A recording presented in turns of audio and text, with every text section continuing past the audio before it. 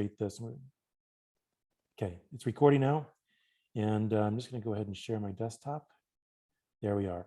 So this was a poster I had of something. It was not even the final draft of a poster, but we were looking at masonry units and how to corbel them out to make, sort of a non-standard placement of CMUs in order to make a sort of wall that bends and waves and folds and leans, right? And so looking at corbelling and how to stack and what the minimal maximum allowance was for sort of offsetting and staggering and shifting.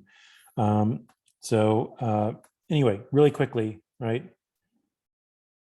This is what I found that I could use. So I have an Illustrator file. So these vectors are straight from an Illustrator file. I didn't copy and paste them in from an Illustrator file. I placed the Illustrator file in here. And so if I want to change these graphics, I can go back into Illustrator and change them. I have a PSD, a Photoshop document here and a Photoshop document here, right?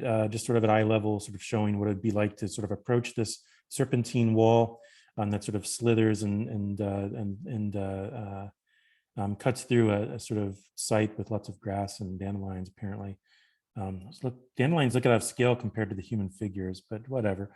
And, and then what it would be like sort of walking in between the two. See, I look back at old stuff and I can't help myself.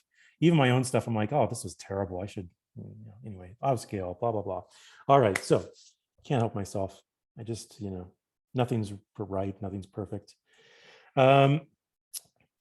Anyway, and so when I'm done here, right, there's several things I'm going to do. First of all, I'm going to go to view and let's see if I have show frame edges, right? I'll also go to, let's see if I have some grids, hide grid guides. I guess I don't have any guides in this. I'll just go ahead and draw some just so we can see them. Right, and again, just to sort of prove and set up this, hypothesis that I had earlier that, the guides don't show up. They only show up in the InDesign file when you're sort of working in InDesign. So first and foremost, I'm going to go ahead and save. Right. And apparently I need to resave it since it's now in InDesign 2021. This was last opened up in 2018. Interesting. So yeah, I'll just replace that. Okay, great. So it's saved. But this is an InDesign file, and a lot of people don't have InDesign on their laptops, right? So what we do is we typically export a PDF. It's a sort of universal document, right? Portable document format or something like that is what it's called, right? So it's meant to be sort of portable. You can sort of send it to anybody. Anybody can open it up and see it, and everybody that opens it up will see the same thing, right? So it's this sort of universal standard for sort of generic document, graphics document, posters, flyers. You can PDF Word documents, you can PDF forms, etc. And so I'm going to go ahead and do that. I'm going to go to File pull down, and I'm going to go ahead and export. And see, there's an export settings. There's a couple of PDF presets, like for instance, if I'm doing something that's going to be printed, right, then you typically use something that's super high resolution, as high quality as you can when it comes to graphics and images and things like that. Whereas on the screens only show so much pixel information unless you start to zoom in or zoom out, right? So there's a number of different sort of ways to sort of think about how it looks at the graphics in your document, and then what it does to their size and how it simplifies them or leaves them intact as high res graphics depending on your needs, right? And so by default, I think this will just go. I'm just going to go to export, and I'm going to say, yeah, let's call this Corbel Pavilion. I'll just append export to the top or to the back of that file name here and hit save. Should bring up a box with some settings, right? So high quality print is by default, right? And mine's been modified because I think I've told it to just go to, do this for the latest version of Acrobat, right? All pages, right? I'm just sort of looking through this. I don't typically screw around with this unless I absolutely have to. There are some ways that you can compress images and graphics in here. I'm just going to leave that as the default. I'm just going to hit export. Okay. All right. And really quickly, I'm just going to do that one more time and see where I actually exported this to. Corbel Pavilion, and that is where? I don't even know. That's embarrassing. Let's see. Here, come on, show me. Show me where Corbel Pavilion is. Oh, I'll find it. Darn it. I will find this. Corbel Pavilion.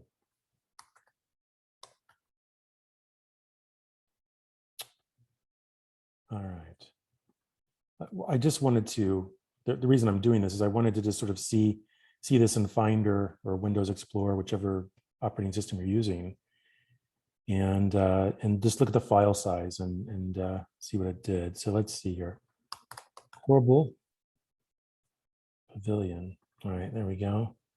Sad, but I don't even know where things are on my computer, but it's 2021. That's exactly where I'm at. All right, so this says it's only 1 megabyte. Hey, that's pretty good. But oftentimes they can be much larger, right? Okay, and so there it is. And so the vector graphics are still vectors, right? I can zoom in these line drawings. They won't pixelate no matter how far I zoom in, right? Same with the text, right? The font, they'll scale accordingly. But as you know, the raster graphics, the photographs and the stuff that we did in Photoshop, those will pixelate, right? So I'll just go out here. Occasionally, you do run into the problem where you have something that's just too large, right? So let me get to that in just a moment. But suffice to say, there's it is. I have a PDF and I can upload that to Canvas or send it to me via email and submit your final project. Let me just close this. And let me open up maybe that portfolio or something that I had the other day. Let's see. No, that's not the one I want. Here, I'll find something to use here. Let's see.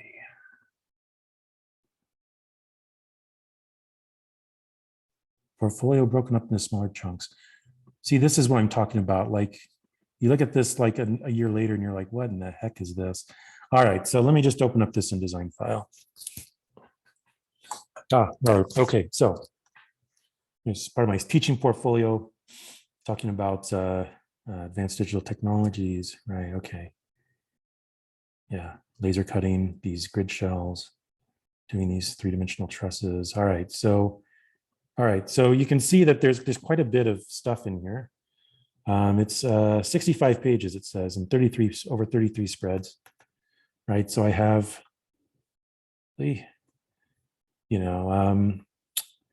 some teaching, right?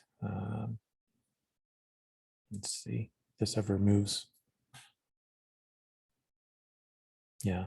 So anyway, there's a lot here. Let me just show what this links box looks like. And let's talk about the InDesign file. So this InDesign file, let me just go to it here in Finder, CV. I believe I just used Portfolio Vermilion, right? So the InDesign file itself is only 46.8 megabytes, right? There's a lot more than 46 megabytes worth of images in this portfolio. Most of these graphics are linked from elsewhere on my hard drive into InDesign. And so here, let me just, again, pull this up. Right, so you can see that I have a number of images in here, PDFs, Illustrator files, .ais, .jpegs, .pdfs, whatever. So one of the things I'm going to do, let's export as a PDF, just export to my desktop, export to desktop. There we go. Oh, I hate columns. All right, list. There we go. I like that. It's much better. So I'll just call this portfolio _ Vermilion. Hit save. I'm just leave this as is. Let me just double check this. This looks okay. Looks like default. I'm just going to hit OK. And we're going to look and see what size this PDF turns out. And it's probably going to be pretty large. Up here, while it's exporting as a PDF, you'll see this blue progress bar. Kate and I came across that earlier. It sort of shows you the progress. It's only 21% of the way done PDFing the whole document. Now it's at 23. So this will take a minute or two. So what we'll do is we'll look at the file in an Illustrator, or sorry, in Acrobat as a PDF. And we'll look at the file size, and we'll also look at how it displays in Acrobat. So we can actually determine how things are displayed when people open them up in Acrobat. So like something that's intended to have a one-page cover and then a two-page spread, we can specify that in Acrobat so that it opens up and it displays exactly the way it's intended to be seen. We'll also talk about how we can optimize it if we need to optimize and adjust the resolution down in order to sort of get the file size down. Okay, and then last, I'll take this InDesign and file and I'll package it up, right? So that puts everything, links and the document and the fonts and everything all in one directory for me that I can then archive and I can open up later. And if I've rearranged my hard drive, it won't break all the links in my InDesign file. So I'm at 40%. I'm just trying to fill some time to talking about what we're going to do next, because I'm waiting for this to happen. It takes a little while sometimes, right? Like I said, there's 60 some pages and a massive amount of files and PDFs and things sort of linked in here.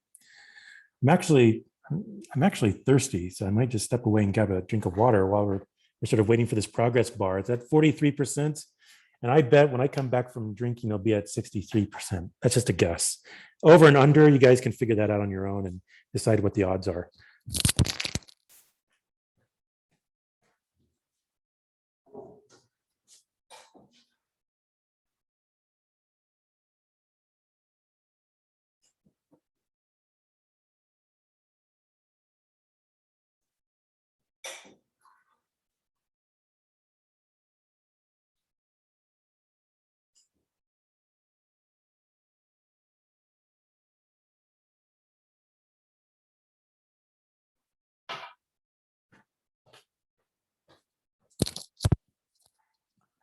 Tragically, I was wrong. It's only at 52%.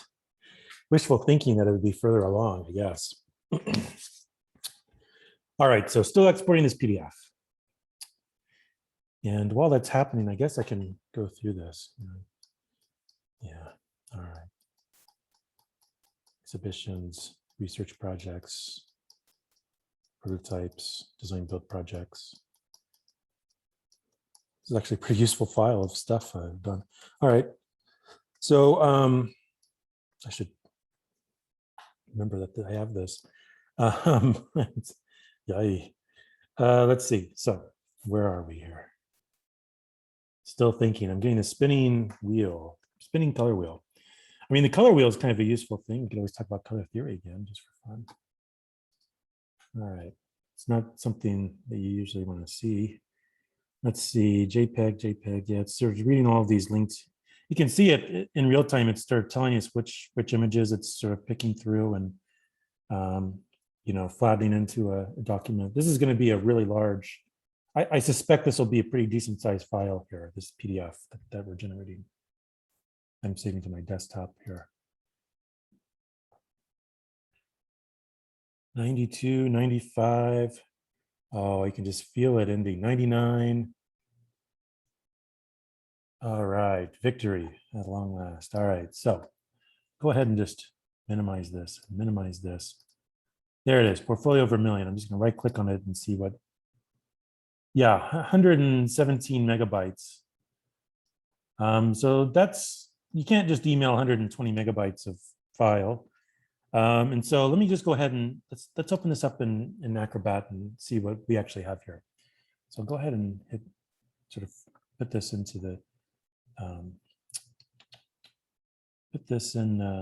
fit it to page. Let's see.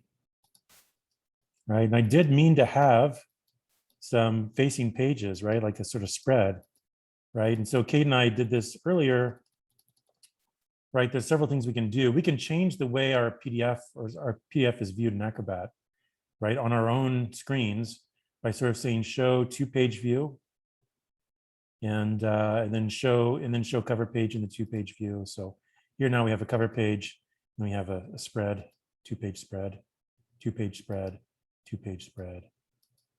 Yep. Some of these pages are left blank intentionally, right? Seems like every new section then starts on the right-hand side with a blank left page. So, all right, so now that's on our own machines. If we want this to open up that way and be shown on everybody's computer screens that way, anybody who has this, anybody who opens up this file will then see it this way. You can go to File, Properties. We can go to Initial View. There's a couple of tabs here. Initial View, and we can say Page Layout, 2 up, Cover Page. So in other words, 2 at a time, but also with just 1 cover page. Open at page 1. We can have it open to a different page if we really wanted to. That'd be kind of weird.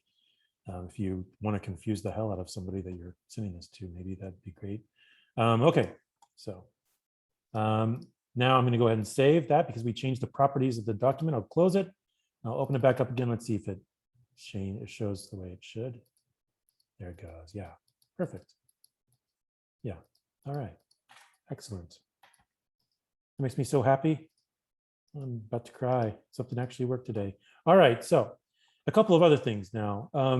So again, we mentioned the file size. Let's say I could only submit at tops a 20 megabyte file, right? Let's say I'm applying for a job somewhere. Their portal for uploading documents only allows up to 20 megabyte size files, right? But they only, or maybe it's just a requirement on their part that, no more than 20 megabytes. They don't want a big, huge document they have to open up and crash the computer and act really slow. All right, so I'm gonna go back to this in Acrobat. All right, so I've just opened up this PDF. I can go to File and I can go to Save As. I can say Save as Others, right? And then there's also Print. And there's 3 different ways to sort of do this, to sort of save down or reprint the PDF within a reduced size, right? Sort of changing the optimization or changing the resolution of my graphics. So one thing I can do is do reduced size PDF. What that'll try to do is just throw out anything that in the document that's taking up room, but isn't really seen or is being used. So sometimes there's extra information in this file, and it's taking up space in the file as room in the file, right? As megabytes or kilobytes in the file. We can just get rid of this. So I'll just put this as portfolio with 2 eyes. It's interesting. I'll just save this to the desktop. I'll call this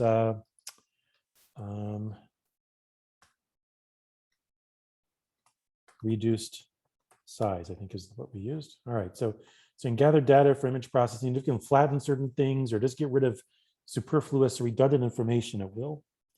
You can see it down here. There's a progress bar, so processing images. So this is not something that you want to do with only 30 seconds left to submit, right? Give yourself a little bit of time here because sometimes when you have a lot of graphic information, it takes a little while, right, to process all these images and figure that out. So what I'm going to do is we'll compare the original to this reduced size, and then let's see what that did. Okay. Getting rid of any bookmarks and other kinds of weird information.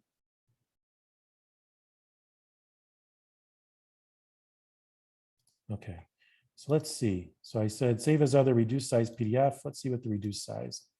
So this was the original. Remember, just as a reference, this was at 117.4 megabytes. And this one is at 26.2 megabytes.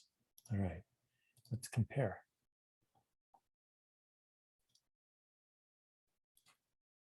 So this is the original. Let's go to one of these and let's see, let's put this at 100%.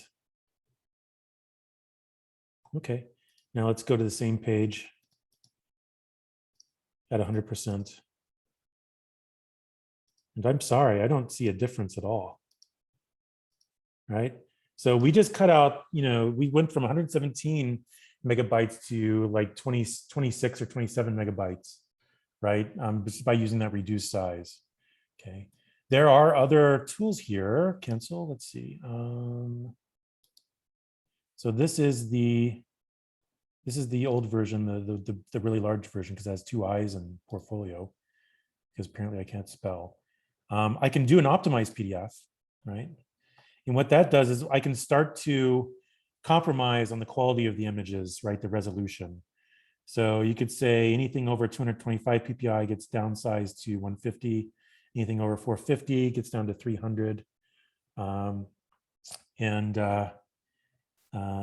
And you can do things like that. So if I do that, let's see, I'll hit OK. I'll call this optimize, and let's see what that does. Okay. Again, it's always best if you keep that original, and then you can always make copies and compare quality, make sure you get the best results, right? Sort of finding that sweet spot in between sort of getting enough quality or getting the file size small enough, but not losing too much quality, right? Sort of trying to find that where that curve sort of hits. Just close that. All right, it says, okay, great. So let's go ahead and take a look, see. All right, here's the optimized version, and that is at 29.4. All right, so at that point, maybe I do the reduced size from there. But there, or I can go back and do the optimization again, but I can change the settings so that it, again, I start to reduce the size. Okay, and ultimately, at a certain point, you can't just you can't squeeze a stone and get juice out, right? Like there's a certain minimal size anything can be and still not be pixelated, right? So you got to keep that in mind, right, and work around those limits. But there are ways to reduce the size and optimize things in a smart way. And so I just wanted to show you guys that, okay, in PDF.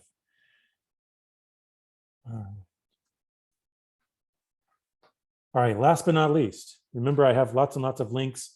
So now I'm going to go to File, and I'm going to package this up. I'm going to say File, Package. Okay, I'm just going to say, okay, we have 10 different fonts linked in and used in this document. We have links and images, 207 are linked in.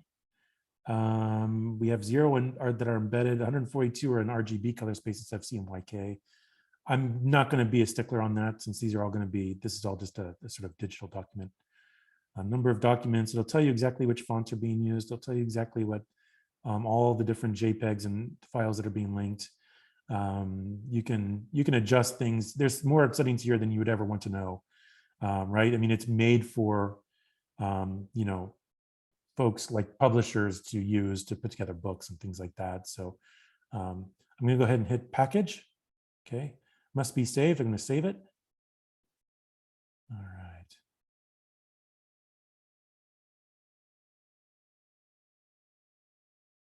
Yeah, didn't I already do that? Okay, sure. All right, now it's going to ask me, where do we want to package this? It's going to make a folder.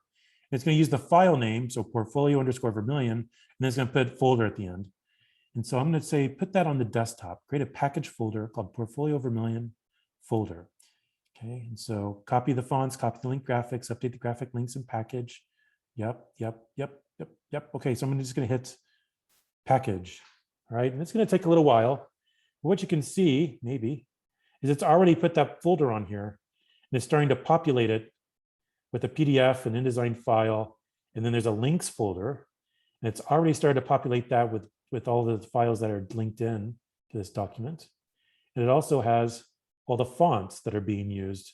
So you see EXO regular, true type font, EXO light, true type font, Helvetica Neue, true type something, right? So that basically that just packages everything up together, right? And that way I can take that folder and I can upload it to Google Drive, or I'll drag it over to my hard drive, my external hard drive to back up. I can open that up later, even after all of these, all of the original linked files were moved around or reorganized or cleaned off my computer. There's copies of them all in this packaged folder for me, and everything's sort of linked up really nicely. And so, again, that's just a nice thing to do from time to time, if you can remember. Because what it does is it takes all these things that you've linked in and it puts them all in the same place, right? And you'd be surprised how often you don't take the opportunity to do that when you're just working and you're under a deadline, you're under the gun there. And so this is a nice way to sort of say, okay, computer, automate all this file organization for me, please. And I wish more apps did this, actually. So it's still creating that PDF and doing these other things, right? You can see Here's that portfolio over million folder, right? The InDesign file is 45.9 megabytes. All the links folder with all the images, that's 962 megabytes. So almost a gigabyte of space for 201 items. So that's why you don't want to have to open up a gigabyte sized InDesign file, right? So that's where those links come in handy. Another question that Emil brought up this morning while this is going was that, there is a setting here when you view in InDesign. Oops, there it is, view. Oh, really? I don't know why it's just disappearing automatically. Maybe it's because this is up. But I'll show you in a minute. What it does is that you can describe how clearly or blurry you can. InDesign will show you all the graphics as you're playing around with them and composing them on screen.